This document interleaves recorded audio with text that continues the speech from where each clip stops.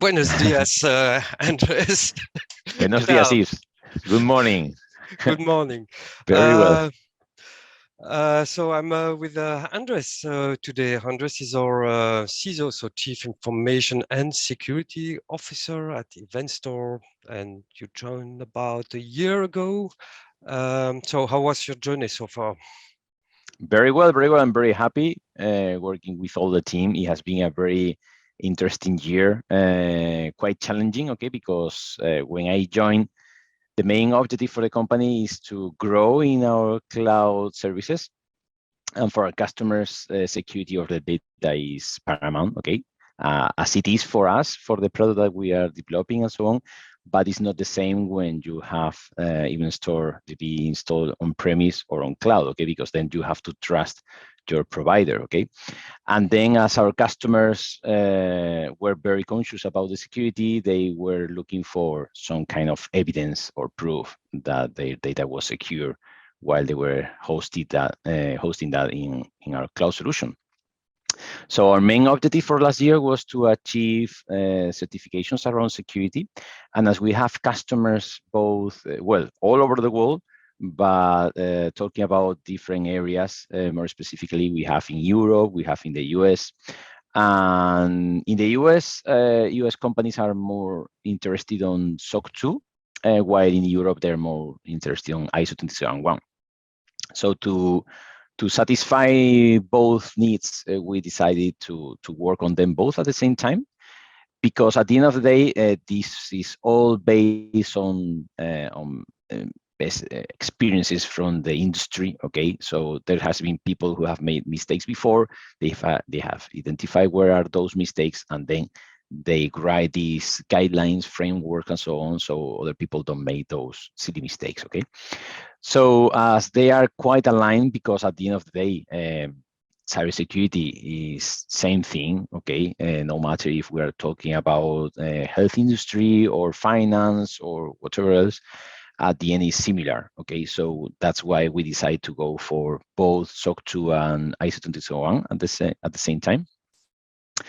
And it was quite interesting, okay, because I have lots of experience around ISO 27001 because I've been working on that in my previous positions, but I never worked with SOC 2 before, so I had to learn about SOC 2. We bought the official books and so on.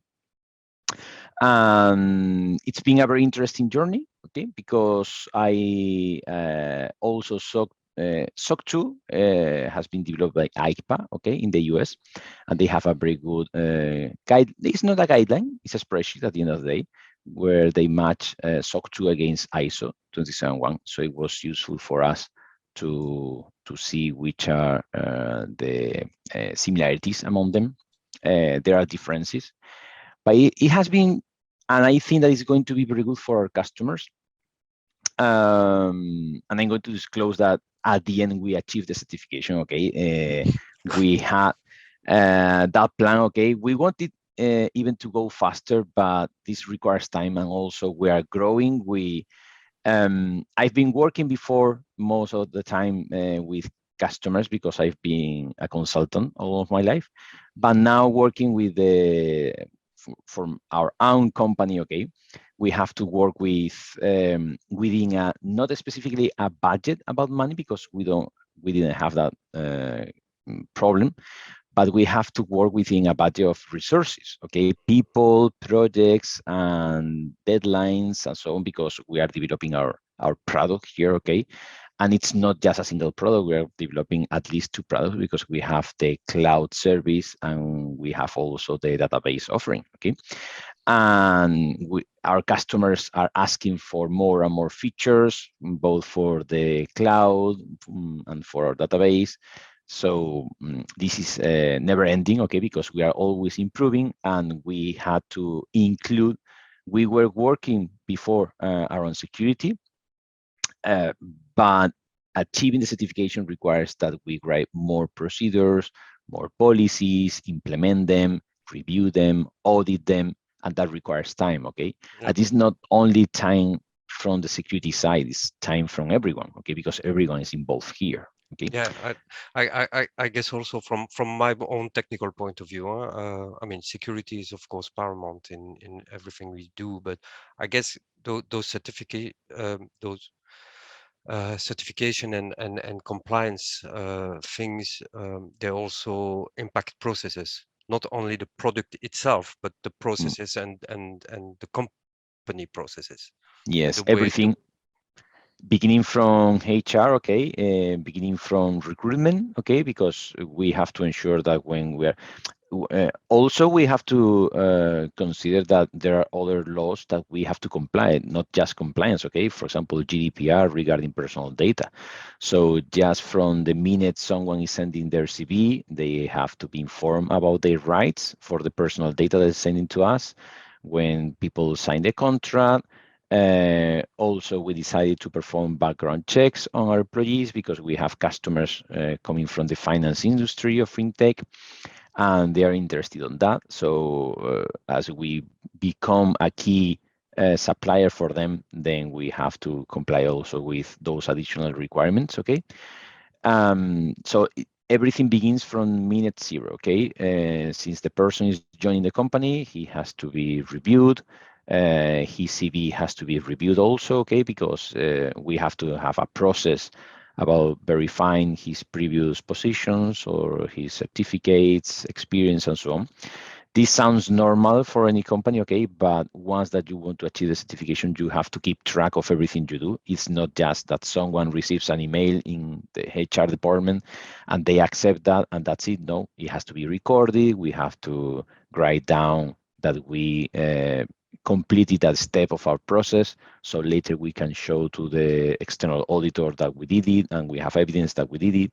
So it adds additional effort to every single department, as I mentioned, beginning from human resources, uh, developers, our cloud engineers, because this all requires time. Okay, as we were doing things before, obviously. Uh, that's why we were able to achieve both the ISO 27001 certification and the SOC 2 attestation report the same year. Okay, but this requires adding extra activities, okay, because we have to keep track of them. And when you keep track of them, also adds extra effort that you have to keep that data secure, okay, and so on. So it's like chicken and egg problem, okay? It's I always explain that this is like a firewall, okay? A firewall is a device which is protecting your network, but the moment you have the firewall, you have to also protect the firewall, because if the firewall stops working, then you don't have any connectivity at all, okay? So then you need a second firewall, so it's load balance in case that one fails and so on. So at the end, that protection becomes an asset, okay? So but the good thing is that we made a very good balance here, so we could continue improving our product, both the cloud offering and also the database, and including within our existing processes the security. Okay, it required to work. Align everybody. Okay, I prepare a project map for everything we had to do because this requires time. Okay, and everybody should know what he has to do, because for some people this can be new because they know that they have to do things. Okay, but it's important to know when they have to be done. Okay, so we reach the audit with everything in place and so on. And I think it's also it has been very good for the employees because they had experience, but once that we had also the internal training for them, they came back with questions. Okay, questions about the policies, how to implement this.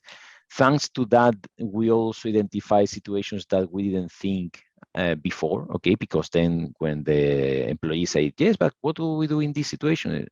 Okay, we didn't think about that, we didn't know maybe. So we had to include them within the processes.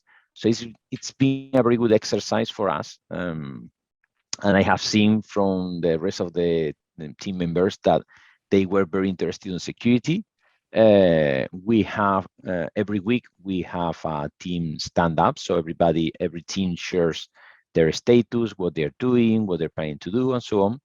and I try to bring there some security, not training, but some kind of security pills and so on, so everybody is aware of the latest trends on attacks or whatever. And usually people ask about them, okay, because they're interested, okay, because nowadays this is it has increased with importance, okay, and there are more and more attacks both in your work life and personal life, okay, because everybody suffers this kind of attacks. Or smishing, for example, there's every week or every day there's someone sending some kind of smishing or spam, or not just spam, but asking for this is something that is happening to us, for example, that there's people sending emails asking human resources to change their bank account number because they want to receive money in another bank account, which is fake, okay, it's not real. They try to do that, okay. We have implemented countermeasures so that is not happening anymore. They are received, but they are erased, and that's it. So everybody sees that cybersecurity is not just a trending topic, but it's something that we have to deal with every day. Yeah, maybe a side note on that is we are a technological company, that's for sure, but a lot of people are not technical. I mean, they're there to I mean, we have HR, marketing, and so on, and so those people are less technical. And even, let's be honest, some technical people are not aware of security implications. So that's good to see that, you know, there is support for helping those and you know, make it more how do you say that, hands-on, and know, okay, we need to be careful for this, or so. Yeah, it's kind of an interesting process in this company as well. And also we have to be happy in our work, okay. We cannot be paranoid at all times, you know, because if not, you get stressed, okay. If you are thinking I'm being under attack at every single minute, you know, so we have to balance there, okay. So it's good to I have seen, as I mentioned, that from all the team members, they got interested in this, and I see that it has been a good process for the entire company. Yeah, and I like the fact that you said that, because that's maybe something that's not visible on the outside, is that there's a lot of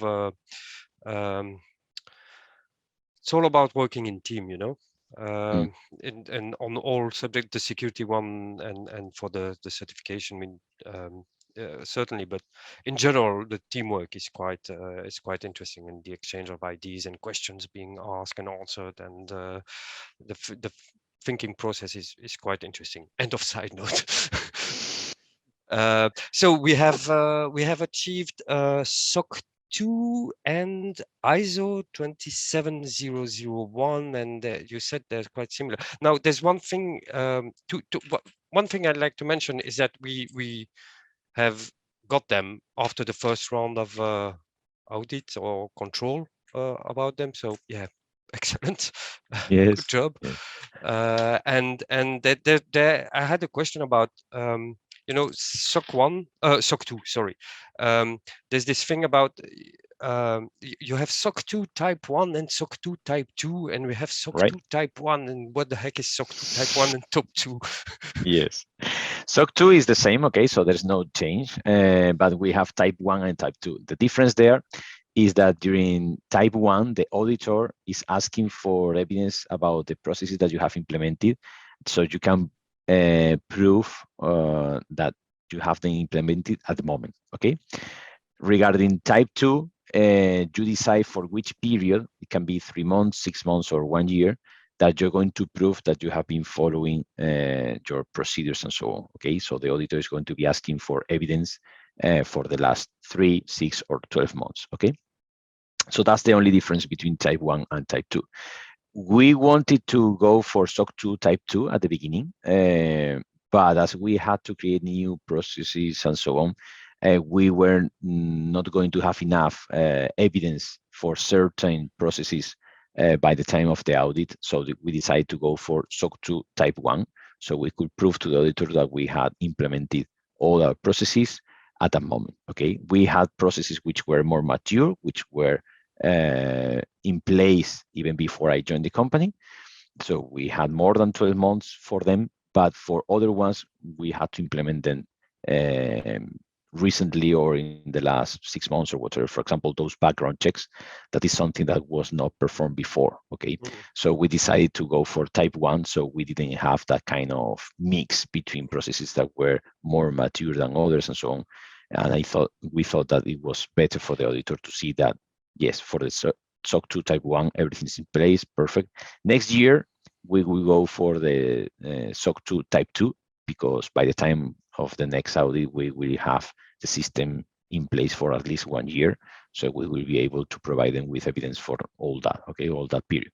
Anyway, for certain security controls, we had to bring them with evidence from a few months ago, okay? Because, for example, regarding new joiners, this is something that is not happening every single day, okay? We're not hiring people every day. So we have to go look for the last few months to show them the people who join, or fortunately, as there's very little churn ratio about our employees, also to show them if someone left the company, we had to it was not easy, okay? So we had to look back a few more months to find someone who had left, and then show them that we had followed the processes regarding leaving the company and so on, okay? So that's why we decided to go for the type 1, which was going to be easier. But anyway, as I mentioned, we had to show all their records to the auditor. Okay, I have to say that we had a very good relation with the auditors. They were very helpful. I've been an auditor before, and I always explain to the customers that they should use the audit as part of their ISMS, Information Security Management System, for improvement, okay? Because it's not, okay, this is like an exam. This is like when we were students, you go to the exam, you vomit your knowledge, and then you can forget about everything. No. Regurgitate. Yeah, so this is not that, okay? You have to use the audit as part of your improvement. So the auditor, maybe he's able to identify something that you didn't have mature enough, or that you had a different point of view, and then the auditor allows you to see it from a different angle or whatever, okay? So we use this audit for that. It was very useful for us, because also we had both auditors, one auditor for the ISO 27001 and another auditor for SOC 2 at the same time, which was beneficial for us because it reduced the time that we have to invest on providing them with evidence. And also they could bring us any idea or anything about something, okay, you know, because at the end, in the final report, maybe the auditor is going to reflect their only clear evidence that, for example, you have something that is not 100% implemented or whatever, okay? But there are other things that you can improve, okay? They are not wrong, okay? You are compliant, but there are things that you can improve, okay, based on their experience, because they've been auditing other companies, and then they can give you some ideas, some hints or whatever, and that's quite useful, okay? And we always try to do that. I did before with other customers when it was the auditor, and this time it was me who was being audited, and I used that, and I appreciate that experience that the auditor brings to you, okay? Because at the end, the auditor had the opportunity to visit many other companies, and you have the opportunity, if you use it properly, that he shares that knowledge with you, okay? Yep.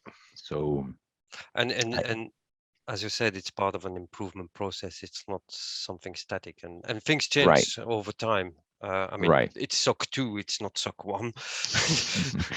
Yes, we had I think that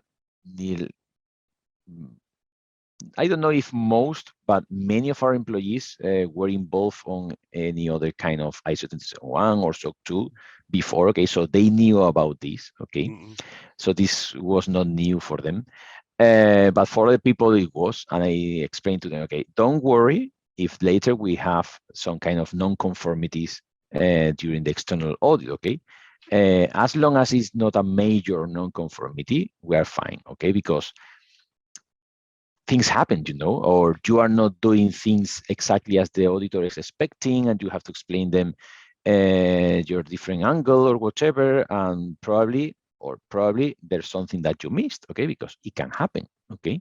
There are many things to review, so we don't have to be afraid, and this is something that I want to share with everyone. Don't be afraid if the auditor brings non-conformities, okay. It happens, okay, as long as there are not lots of them, okay, because if you have lots, then there is a problem, okay, and probably even the auditor is going to say, okay, look, I see that you're not in a position. For example, ISO 27001 is divided in two stages. The external audit is divided into stages. And if during the stage one, the auditor sees that your system is very mature, he's going to tell you, okay, you are not ready for the stage two audit, okay? So it's better to stop here, improve this, and then we can talk next time once that you're ready, okay? But the auditors allow you to create later a remediation plan, okay, where you have to bring evidence that you are addressing that non-conformity, okay? So because this is part of the continual improvement, it is what it is, okay? So don't be afraid if sometimes you bring something and the auditor is finding any non-conformities, okay? And also, I remember I had a customer before. I worked with him for many years, and he always say, okay, I have to leave something undone for the auditor to find something. If an auditor during his audit finds no non-conformity at all, then he's going to dig deeper to try to find something, okay? So it's better that he finds something and then he says, okay, I did my job properly. I've been able to find that something wasn't correct, and you are going to improve your system thanks to me.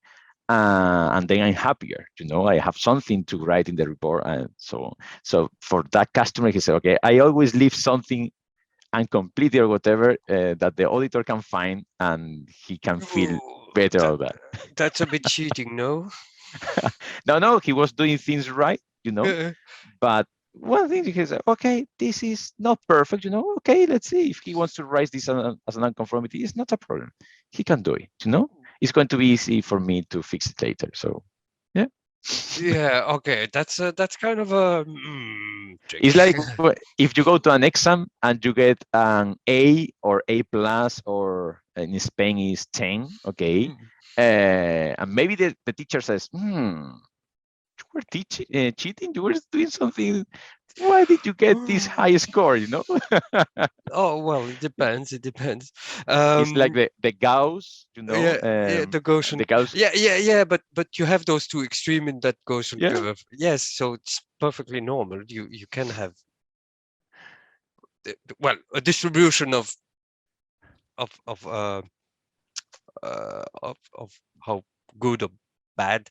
Yes. It's like in the Olympics, for example. In the Olympics, the highest and the lowest score from how is name from the judges who bring the scoring for them. The highest and the lowest are removed, and then say, okay, we get the final score with those ones in the middle.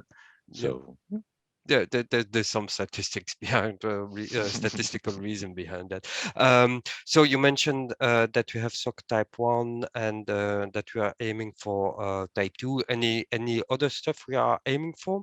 Because I do remember that at the beginning we were together at some customer meetings, and as long as we didn't have those certification, it was like we got from certain customers or potential customer like this long list of questions that with a lot of questions in them and time consuming as well. But I guess there are other type of compliance or certification outside of SOC and ISO that exists. Yes, well, at the moment we are receiving quite a few requests from different companies within the fintech environment asking for EBA, which is European Banking Authority, because they have a requirement if a supplier is identified as critical, then we have to sign a specific addendum, so they ensure that they are compliant with the requirements from the European Banking Authority. That is one, for example. We also have other companies from the health industry, and they are interested in the US about HIPAA, so we are working on that. And we have other ones also within the fintech industry talking about credit card protection and so on. So they are interested in PCI DSS, Mm-mm. and we're reviewing that at the moment. And also we have some customers within the US government, and they're interested on FedRAMP because that eases their process to use our services in the cloud. So we have a few things that we are looking for this year. We have to maintain our certification, our ISO 27001 certification, and we have to go for a SOC 2 Type 2 audit this year. So that will require some more time than last year. And we keep working towards those other frameworks. Okay, so we are reviewing how to make it easier for customers, as you mentioned, because if not, they have to send us questionnaires about ensuring about things, security controls, and so on. And some of these are just a matter of being having an agreement between both parties where we write down in the contract or the addendum that we are complying with all the things that they are asking for, such as IVA, for example, or HIPAA. So we are working on them at the moment. Okay. Yeah. I guess that the effort we already did for the current security certificates and compliance we have kind of help for the next one, because Mm, it's not like, as you said in the beginning, it's not like it's totally different. It's probably mm. a bit more different Yes, areas, but I guess the bulk of the work is already there and evidence gathered and so on. yes. There are slight differences between them, but the core is always the same. Okay. For example, regarding GDPR, okay, Hmm. which is focused on personal data. GDPR, you need to have an inventory, okay? But in this case, your inventory is not just systems or tools. Here is inventory where you are hosting or storing personal data. So we already had the inventory, and we had to just include which systems we are storing personal data and so on, for example, okay? And also GDPR doesn't specify you very much about security measures, but as we are implementing ours because of the ISO 27001, okay, because the ISO 27001 have the Annex A, which at the end is ISO 27002, and that includes all the security controls which are required. Regarding SOC 2, it's directly there. Their security controls are there. You could be using other ones, but at the end, they are specified there.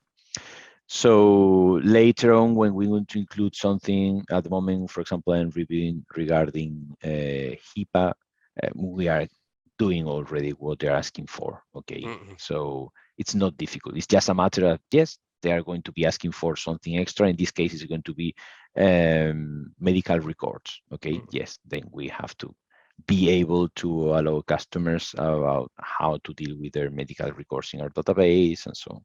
Okay, but I'm also using encryption that we do at the moment. Okay, we use encryption in the communication, and we use encryption at rest. Okay, so it's just a matter of having that written in the document specifying that yes, for HIPAA we have this implemented and so on. Okay, so it's not so difficult, but we have to keep track of that. Okay. Yeah, makes sense. I, did- I think you answered all the questions I had. That I didn't ask, but I had. So, anything else to add? Well, there's also an area which at the end is quite important, because I always say that one thing is security, another thing is compliance. Okay, Mhm. Oh yeah. because I always like to make examples with real life. Okay, because for example, a car. Okay, nowadays cars have 3 red lights. Okay, so when you're braking, you don't have only the regular lights on the left and right with the red light, but also you have one in the middle on top of Yep. the car. Okay, at the beginning, there was no rule asking for that. Okay, you could buy that third light and include into your car, and there was no need. Okay, And also, there's no legal requirement for your car to have an airbag, okay, or ABS for the braking system. There's no requirement for that, okay. But if you buy a car with those security measures, it's more secure, okay. So here, compliance is like saying, okay, for your car to be compliant, it has to have 4 wheels, a wheel drive, an exhaust, which is not expelling too much CO2, and so on, okay? But there are extra things for your security which are not required to be compliant, okay? For example, the ABS, the airbag, and so on, okay? So you can buy a car without those security devices, okay? And regarding certification, same thing happens, okay? So for us, what we did also was to perform a risk assessment to identify where are our risks, okay? No matter if they are, if there's a requirement from the framework or not, if we identify which are our threats, and if they become a significant risk for the company, then we have to address them, no matter if there is a requirement from the from ISO or from SOC, okay?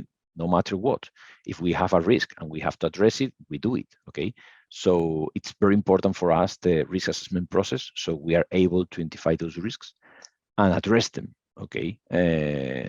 So that's why I always like to show the difference between being compliant and being secure, okay? Yep. And we want to be secure, okay? Yep. Yep. Yep. That's a good, really good explanation of the difference, and both go hand in hand. That's for sure. But yeah, security is paramount. Yep. Well, thank you for your time, Andres, and I'll talk to you soon. You're very welcome, Yves. Yeah, thanks. Talk to Thanks you. a lot. Bye. Bye.